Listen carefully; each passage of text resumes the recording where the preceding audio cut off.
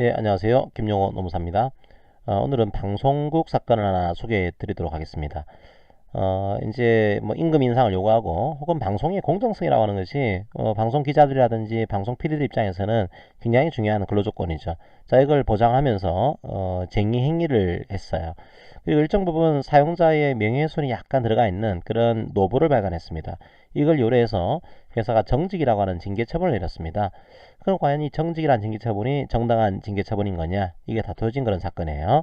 이건 쟁의 행위와 연결되는 그런 내용으로 이해하시면 되겠습니다. 한번 판례의 사실관계를 보도록 하겠습니다.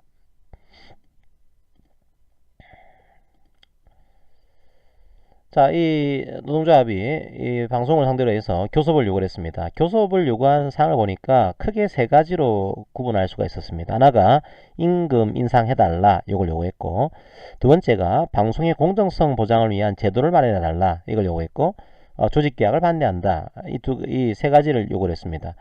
임금 인상, 교섭 요구사항이 되겠죠, 그죠? 그 다음에 방송의 공정성을 요구했어요. 자, 이게 과연 그 교섭사항이 되는 거냐, 뭐 이게 논쟁이 되지만, 일반적으로 방송의 공정성, 이거는 방송국에 있는 근로자 입장에서는 중요한 근로조건으로 이해할 수가 있습니다. 이것도 일종의 중요한 근로조건으로 이해할 수가 있겠죠. 그런데 조직계약을 반대하는 내용에 대해서는 엄밀하게는 아직까지 우리 판례의 시각은 교연권상에 대해서는 이건 교섭사항이 안 되는 거다 이렇게 파악을 하고 있거든요. 그래서 정리하게 되면 이 두 가지 사항은 교섭사항이 되는 구조지만 이 마지막 사항은 교섭사항이 안 되는 구조로 볼 수도 있어요. 현재 판례에서는. 그럼 섞여 있는 거죠. 교섭사항이 되는 것과 안 되는 사항이 섞여 있는 경우라고 이해하시고 이 내용을 보시고요. 그 다음에 노조 간부가 노조 발행을 했어요. 노보를 발행했는데 노보 발행할 때 사장에 대한 일부 모욕적인 표현이 일부 존재를 하고 있습니다. 물론 궁극적인 목적은 조합원 단결을 위해서 하고 있는 그런 노보를 발간한 겁니다. 회사가 이 두 가지를 이유로 해서 이 노조 간부를 징계를 하게 됩니다. 자, 정직이라는 징계처분을 내렸는데요. 정직이라는 징계처분을 내린 이유가 네 가지였습니다. 첫 번째로 이거 불법 파업이다. 이제 이 단체 교섭을 요구하자 안 되자 파업을 했거든요. 이건 불법 파업이다. 요걸 이유로 해서. 두 번째로 노보 내용을 보니까 좀 사용자에 대한 명예훼손이 들어가 있네. 명예훼손을 이유로 해서. 그리고 이제 근무 시간 중에 외부 행사를 참석한 게 좀 이제 보였습니다. 1시간 외부 행사에 참석을 했어요. 네 번째로 뭐 이사회 발언기 요구한 거는 이거는 철수를 했기 때문에 크게 문제가 되지는 않았습니다. 어쨌든 이 불법 파업을 이유로 해서 명예훼손을 이유로 해서 근무 시간 중에 외부 행사 참석을 이유로 해서 일종의 노무지권 침해를 이유로 한 거죠. 그럼 과연 이 징계라고 하는 처분이 정당한 거냐? 이 세 가지를 따져봐야겠죠. 과연 이 내용이 불법 파업이 맞냐?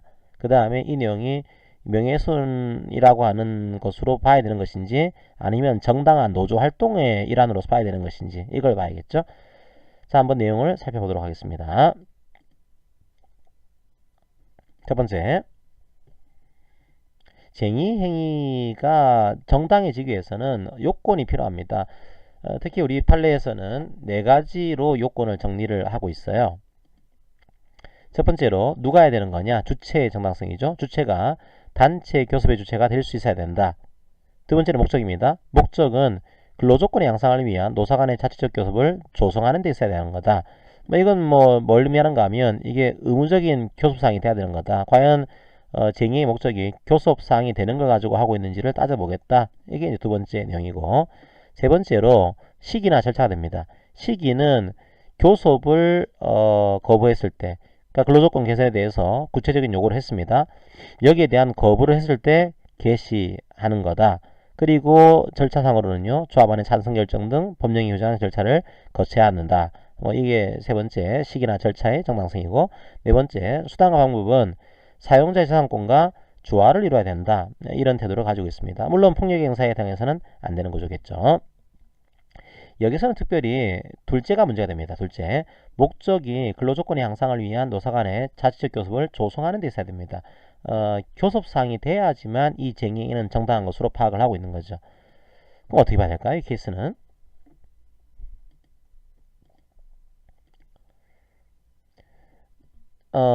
이제 어떻게 이랬냐 하면 목적이 임금 인상이었죠. 임금 인상, 교섭사항이 될 수 있겠죠. 그죠? 왜 교섭사항이 될 수 있는 거냐? 이게 왜 중요한가 하면 노사 간의 자체적 교섭을 조성하기 위한 목적이라고 하는 것은 자, 이걸 통해서 달성하려는 목적이 요구사항이 교섭사항이 될 수 있는 것, 이걸 의미하는 겁니다. 그러니까 교섭사항이 될 수 있는 걸 가지고 파업을 하게 되면 그 파업은 정당한 파업, 교섭사항이 될 수 없는 걸 가지고 파업을 하게 되면 그 파업은 정당하지 않은 파업을 보는 거죠. 그러면 임금 인상, 교섭사항이 되는 거죠. 그죠? 두 번째로 방송의 공정성, 예, 그것도 방송국에 근무하는 근로자로서는 중요한 근로조건으로 우리 판례가 보고 있습니다. 세 번째, 예, 조직계약. 이건 일종의 경영권상으로 예를 해서 교섭사항은 될 수 없는 것으로 파악을 하고 있거든요. 그러면 이 교섭 요구사항 중에 교섭사항이 되는 것과 되지 않은 것이 섞여 있는 겁니다. 목적이 여러 가지인 거예요. 그리고 그 중에 일부가 정당하지 않은 경우입니다. 그때는 이게 정당한 교섭사항인가요? 그렇지 않은 사항인가요? 이걸 어떻게 파악을 해야 될까요? 우리 판례에서는 주된 목적이 뭐냐? 이걸 가지고 파악을 하게 됩니다. 예, 주된 목적 혹은 진정한 목적의 당부에 따라서 쟁의 목적의 당부를 판단해야 된다. 그러니까 이 요구사항을 뺐더라면 쟁의 행위를 하지 않았을 텐데 이게 뭐가 될까? 자, 그걸 가지고 쟁의의 정당성을 판단하겠습니다. 이게 판례의 시각인 거죠. 조금 더 이어서 볼까요? 이 케이스에서는 정당한 목적을 가지고 있는 것으로 파악을 했습니다. 자, 임금 인상, 정당한 요구사항이에요. 그죠? 방송의 공정성 보장을 위한 제도적 장치의 마련, 이것도 궁극적으로는 방송국에 근무하는 근로자들의 근로조건 개선에 그 목적이 있는 겁니다. 이 목적은 정당합니다.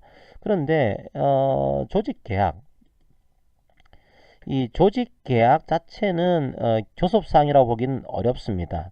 그런데 우리 판례가 이걸 어떻게 이랬냐면 이 경우는 조직 개편 실시 자체에 대한 반대라기보다는 이게 대규모 인사를 할 때 이게 그 사전 합의를 제도화하자 이런 취지가 좀 깔려 있는 겁니다.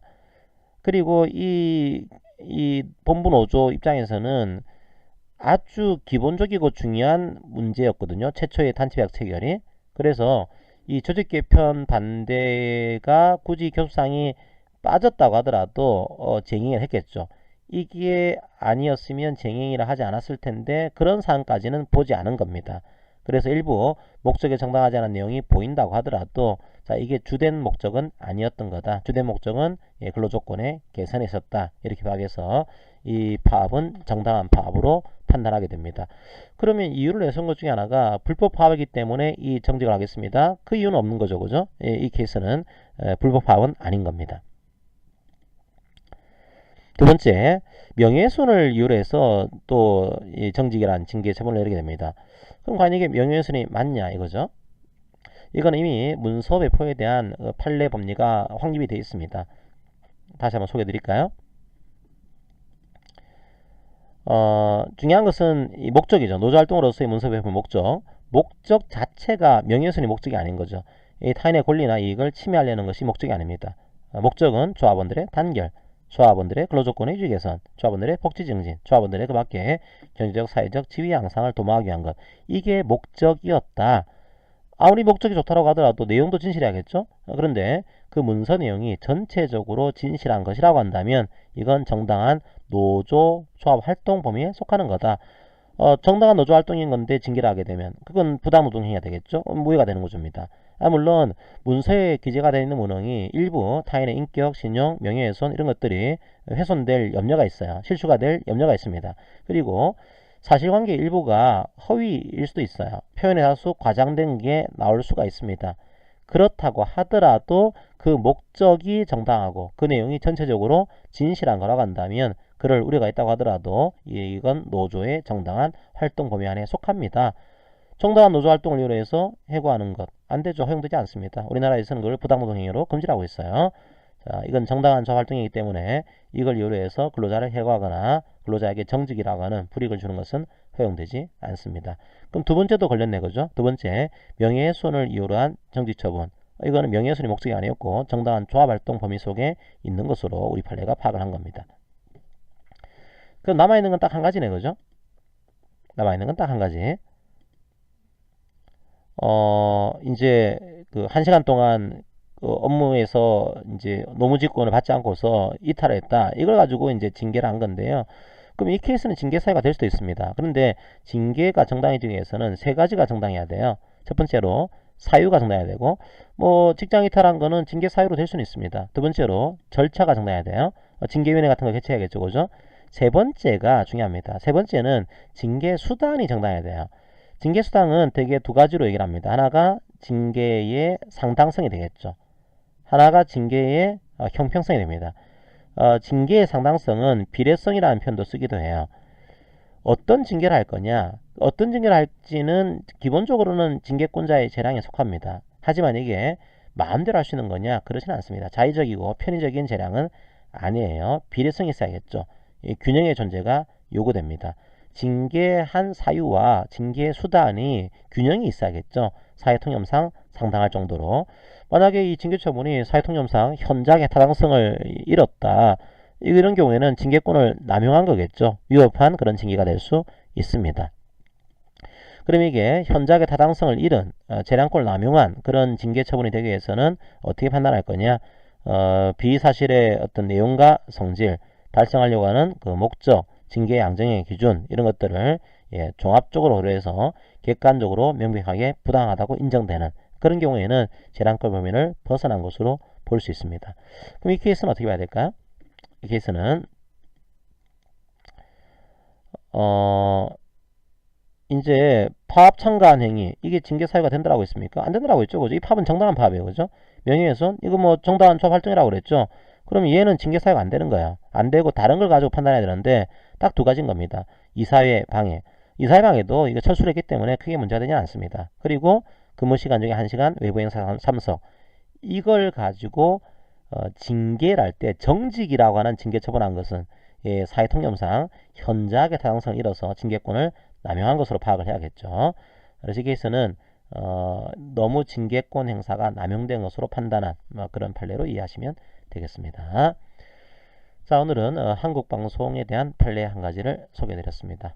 조합활동에 대한 정당성의 문제와 쟁의행위에 대한 정당성의 문제가 결합되어 있는 거기 때문에 여러분들이 다시 한번 파악을 하시고요. 두 번째로 쟁의행위의 목적이 복수인 경우다. 그때는 주된 목적이 뭔가를 가지고서 정당성을 판단하고 있다. 이 판례 법리까지 다시 한번 정리해 보시기 바랍니다. 자, 오늘 판례 강의는 이것으로 마무리하겠습니다. 감사합니다.